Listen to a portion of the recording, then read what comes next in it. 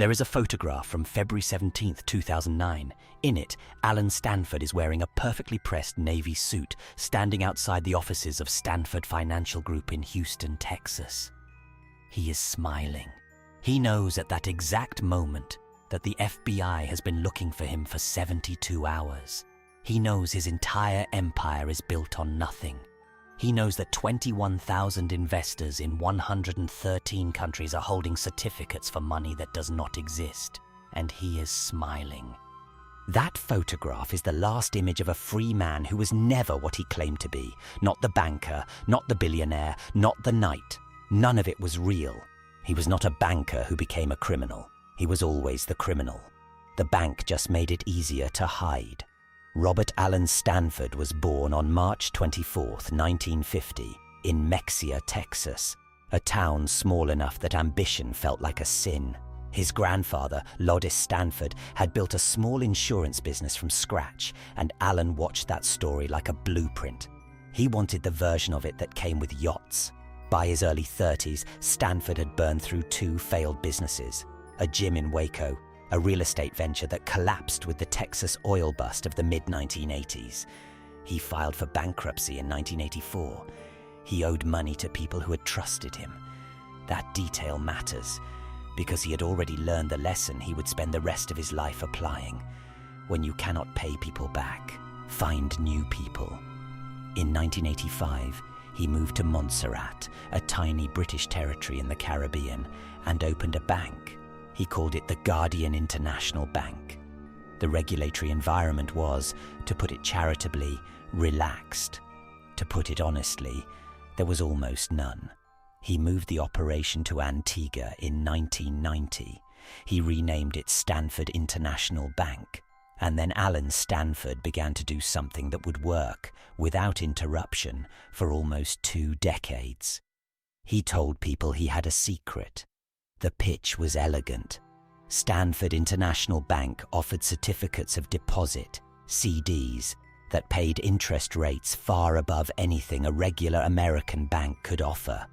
While the average CD at a US bank was returning maybe 2 or 3%, Stanford was offering 7, 8, sometimes 14% annually. Investors asked the obvious question, how? Stanford had an answer. He said his team of analysts had developed a proprietary investment strategy, a unique, diversified portfolio managed by a small group of insiders. The exact holdings, he explained, were confidential. Competitive intelligence, you understand, people understood, or they told themselves they did. The setup phase is always the hardest part to look at in retrospect, because the investors were not foolish. They were doctors, teachers, retirees, small business owners. A Venezuelan oil engineer named Gustavo Vizcaino put in his entire life savings, $800,000. A retired school teacher in Florida named Angela Shaw invested her pension. Entire families moved generational wealth into Stanford CDs because the man who sold it to them drove a Bentley and owned a cricket team and had a knighthood from the government of Antigua. He received that knighthood in 2006, personally awarded by Antiguan Prime Minister Lester Bird. Stanford had donated $28 million to Antigua's government and economy by that point. He had built a medical center. He had funded cricket tournaments across the Caribbean. Sir Alan Stanford. The title made investors feel safe. What kind of con man gets knighted? The answer, it turned out, was this one. The turn came not in a single moment, but in the slow accumulation of what the numbers actually meant when you looked closely. And for a long time, almost no one looked closely. The SEC had received tips about Stanford as early as 1997. A financial examiner named Leila Basagoitia flagged the bank's suspiciously consistent returns in an internal report. Her supervisors filed it away. In 2002, the SEC's Fort Worth office opened a formal investigation. They examined the CDs, the claimed portfolio, the returns. The lead examiner, Julie Pride, concluded that Stanford was almost certainly operating a Ponzi scheme. Her superiors killed the investigation. The reasons given were bureaucratic. The real reason, investigators would later conclude, was that the SEC's Fort Worth office was run by a man named Spencer Barash, who was more interested in becoming a defense attorney for financial firms than in prosecuting them. He left the SEC in 2005 and immediately sought to represent Stanford. The ethics office stopped him twice. He represented him anyway on a third attempt in 2006. The SEC fined Barash $50,000 for it. He kept his law license. Meanwhile, Stanford was building the architecture of the fraud with terrifying precision. The auditing firm he used to certify the bank's financials was a three-person operation called Cass Hewlett, based in Antigua, run out of a small office above a paint store. The lead auditor, K.S. Hewlett himself, was not certified by any major accounting body. He signed off on billions of dollars in claimed assets. By 2008, Stanford International Bank claimed to hold $8.5 billion in managed assets. The actual figure, investigators would later determine, was somewhere below $1 billion. The rest was fiction. New investor money was used to pay returns to old investors. The moment the inflow slowed, the whole structure would collapse. And in 2008, the inflow slowed. September 2008 hit the global financial system like a demolition charge.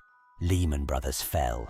Markets cratered. Investors everywhere, suddenly terrified, began doing what Stanford had always feared. They began asking for their money back. Redemption requests flooded in. Stanford's finance director, James Davis, his college roommate, and the man who actually understood the mechanics of the fraud, started making the calls that confirmed what they both already knew. There was not enough money. There had never been enough money. On February 10, 2009, Alan Stanford got on his private jet. He did not go to Houston. He did not go to Antigua. He flew to the US Virgin Islands, then to Miami, then began moving between properties he owned in various states. He was not running exactly. He was waiting, hoping perhaps for a miracle he had no right to expect. 3 days later, on February 13th, the SEC filed emergency charges. The commission froze Stanford's assets and obtained a court order appointing a receiver to take control of all Stanford entities. When the receiver, Ralph Janvey, arrived at the Stanford Financial Group offices in Houston that morning, the building still smelled of fresh coffee. Someone had been there recently. Staff were still at their desks, unsure whether to stay or leave. Stanford himself was found on February 17th, not in some foreign country, not on a yacht in international waters. He was at the home of a girlfriend in Fredericksburg, Virginia.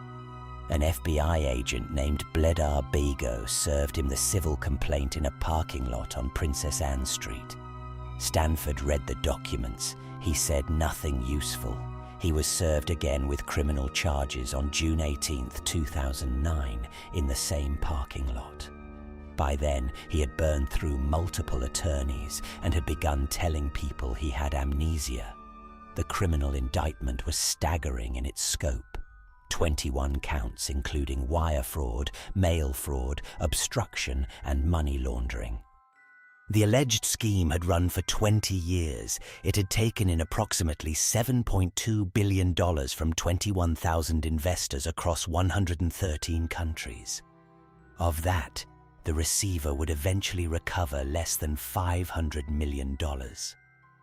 The rest was gone, spent on Stanford's fleet of aircraft, his cricket league, his multiple homes, his political donations, his lifestyle so excessive that it had its own gravitational pull. The trial itself began on January 23, 2012, in Houston's federal courthouse on Rusk Street. Stanford showed up in a gray sport coat. He had grown a beard. He looked, observers noted, like a man who had been sleeping badly for 3 years, which he had. His longtime finance director, James Davis, had already pleaded guilty and agreed to cooperate. Davis sat in the witness box and dismantled his old friend one sentence at a time. He described how Stanford had personally directed the fraud from the beginning, how the claimed investment portfolio was a fabrication, how they had bribed Antiguan regulators, specifically Leroy King, the head of Antigua's Financial Services Regulatory Commission, with cash payments totaling approximately $100,000 per year in exchange for keeping U.S. investigators away. King was indicted but remained in Antigua, fighting extradition for over a decade. Stanford's defense argued he was a legitimate businessman who had made risky investments that went wrong in the financial crisis. His attorneys pointed to his charitable work, his cricket investments, his contributions to Caribbean economies. The jury did not find this persuasive. After 6 days of deliberation, they returned on March 6, 2012, guilty on 13 of 14 counts. The single count of acquittal was technical. It barely mattered. On June 14, 2012, federal judge David Hittner sentenced Robert Allen Stanford to 110 years in federal prison. Stanford stood and called the proceedings a travesty.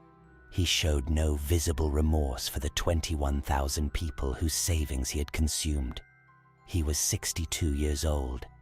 The mathematics were straightforward. He would die in prison. But the sentence was only the beginning of the accounting. The victims were still there, still waiting, still losing. The receiver, Ralph Janvey, spent years fighting through the wreckage. He sued Stanford's lawyers, his accountants, his associates. He clawed back money wherever he could find it. In 2018, the Securities Investor Protection Corporation, which typically covers brokerage failures, declined to cover Stanford victims on a technicality. The battle over that decision lasted years.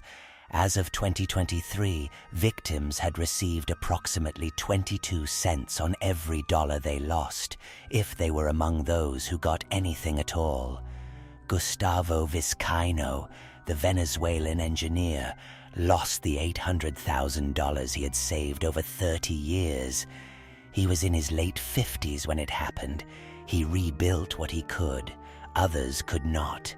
Several Stanford victims died before receiving any recovery. Some died by suicide. The exact number is not publicly documented, which is its own kind of horror. These deaths happened quietly, in private, untracked by any official ledger that might assign them their proper weight. James Davis received a sentence of 5 years for his cooperation. He was released. He lives quietly somewhere in the United States. Leroy King, the Antiguan regulator who accepted the bribes, was finally extradited to the United States in 2023, 14 years after his indictment, and pleaded guilty. He was 70 years old. Spencer Barash, the SEC official who buried the investigation and then tried to defend its subject, paid his $50,000 fine and continues to practice law. Allen Stanford is currently incarcerated at the United States Penitentiary in Coleman, Florida. He has filed multiple appeals. All have failed. In prison, he was attacked by another inmate in 2009 and suffered a traumatic brain injury. His attorneys used this to argue he was mentally unfit for trial. The court disagreed.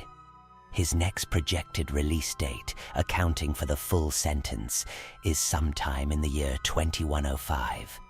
The thing about this story that does not resolve, that will not sit still no matter how many times you turn it over, is not the number, not the $7.2 billion, not even the 20 years.